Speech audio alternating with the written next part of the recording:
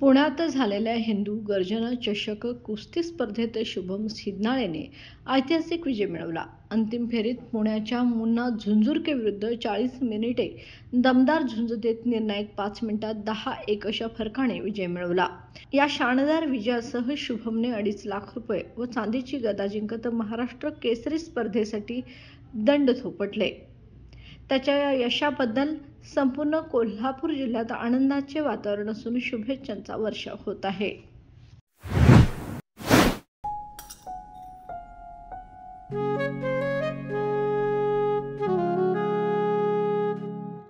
बाबा, आज येताना बासुंदी घेऊन या ना. अगं, कालच आपण आईचा वाढदिवस होता म्हणून आणली होती ना. ऐकलं, गोकुळची बासुंदी पुन्हा खावीशी वाटतेय. खरं सांगू, मलाही खावीशी वाटतेय. पुन्हा पुन्हा खावीशी वाटणारी गोकुळ बासुंदी.